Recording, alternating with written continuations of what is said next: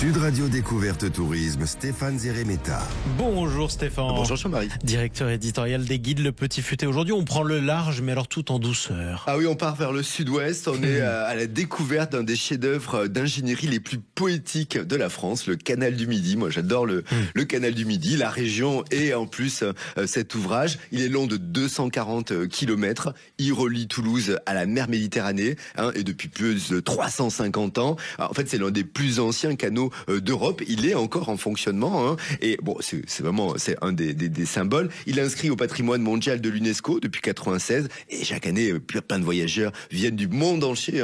Il est réputé. Alors on navigue bien sûr, on va pédaler sur les chemins de halage ou on va simplement respirer. C'est vraiment une belle parenthèse. Oui, c'était un chantier exceptionnel qui date de Louis XIV. C'est que le canal a été imaginé au XVIIe siècle pour relier la Garonne à la Méditerranée, donc l'Atlantique à la mer. Alors à l'époque, c'était un défi technique colossal, quoique aujourd'hui ce sera notre défi d'une autre façon. Mais en tout cas, c'est un royaume sans pelleteuse, sans GPS. Et c'est que sous la direction de Pierre-Paul Riquet, un ingénieur visionnaire, les travaux ont duré à peine 15 ans. C'est ultra rapide. Des milliers d'ouvriers y ont participé, ont construit des écluses, des ponts, des aqueducs, des déversoirs, des bassins. C'était une révolution dans le transport fluvial de l'époque. Et c'est vrai que parmi les trésors du canal, il y a le tunnel de Malpasse. Là, c'est le premier tunnel navigable du monde. Et alors, moi, mon point d'orgue, c'est l'escalier d'écluse de Fontserrane. L'échelle d'écluse de Fontserrane. C'est absolument génial. Là, on est à Béziers. C'est un enchaînement de 9 écluses sur 300 mètres. C'est vraiment un chef-d'œuvre hydraulique. Et c'est toujours en service. Oui. Vous y allez. Et là, en plus, ils l'ont réaménagé. Et vous les montez encore une mieux par qu'avant. une. Ah oui, c'est superbe. Et au total, sur la totalité du parcours, c'est 63 écluses. Et donc, quand vous allez faire du bateau comme ça, c'est vrai que ça fait plaisir. On prend les écluses. Ils se mettent en famille, ça amuse toujours. Non, c'est très sympa en plus. Et puis le canal du Midi, c'est aussi un art de vivre. C'est vrai qu'on est loin du tumulte du littoral. C'est pas la plage. On flotte, on est tranquille. On est entre nature, calme, lenteur. Donc vous allez louer comme ça un petit bateau sans permis. Je le dis pour une balade à la demi-journée, la journée. Même vous allez pouvoir passer la nuit. Les petites croisières en péniche, c'est facile, c'est accessible à tous, même si vous êtes complètement novice. En tout cas, c'est une expérience conviviale parce qu'on va vraiment prendre le temps. Et ce qui est intéressant, c'est qu'on va naviguer. C'est tranquille, les arbres passent, mais peut-être vous avez envoyé les enfants faire du vélo sur le bord. Et il y a aussi le passage des écluses, ça c'est top.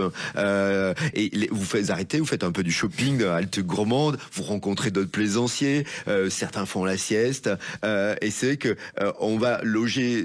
Les eaux sont paisibles, c'est un canal, il y a pas de vagues. Et puis après, on longe des vignobles, des champs de tournesol. Il y a plein de petits villages que vous allez traverser. C'est vraiment super. C'est très joli. Et puis côté escale, on a aussi des pépites magnifiques. Toulouse, c'est super agréable. La Villeroy, son Capitole, ses basiliques, sa douceur de vivre occitane. Puis le canal traverse Castelnaudary, patrie du cassoulet, Carcassonne, sa cité médiévale, fortifiée, qui semble tout droit sortie d'un conte, son incroyable feu d'artifice du 14 juillet. Béziers, bien sûr, là où on aura eu toutes les écluses. On est perché sur sa colline. Et puis on va rejoindre après Méditerranée. La Méditerranée via Sète, il y a l'étang de Thau. Entre les grandes villes, on a des petits villages typiques. Parfois, ils sont complètement oubliés des circuits classiques, mais il y a un peu plein de surprises. Il y a des petites églises romanes, des ponts anciens, les marchés. Il faut bien faire du shopping pour manger le midi, des caves aussi pour réapprovisionner. En tout cas, c'est vrai que c'est le sud dans toute sa vérité.